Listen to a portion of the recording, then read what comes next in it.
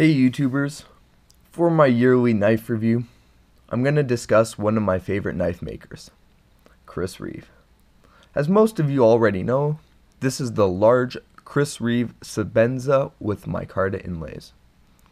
I absolutely love this knife and it gets a lot of pocket time. The S30V blade steel is great. I've had no rust issues. It does sharpen up very well. However, due to it being a softer Rockwell hardness, it does dull a bit quickly. As far as traction goes, there is a bit of jimping on the back, and I'd consider it medium grade traction. The micarta does increase the traction and does help when the blade is wet. However, I still would not consider this high traction. I've had a bit of slipping when the blade was wet. As far as lockup goes, the titanium frame lock does lock up about 50%. There is no blade plate whatsoever, and I've had the lock fail 0 times. It does come with a lanyard, however I do not enjoy it, so I did remove it. As far as the actual bead blasting goes, you can see over the year the bead blasting is starting to wear a bit.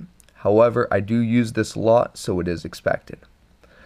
The micarta was light gray when I first got it, but the oil from my hands has started to absorb into it and it has gotten a bit darker.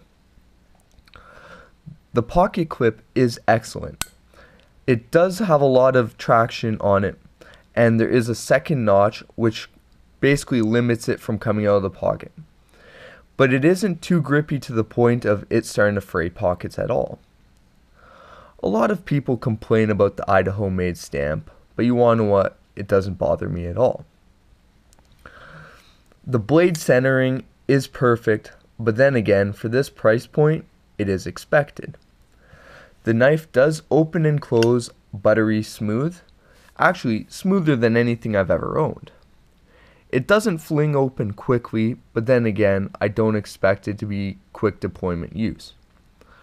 This is a very classy knife, and you want to know what? I do use it for absolutely everything. As you can see, the blade is a bit thinner, and it is very long, so it is an excellent slicer.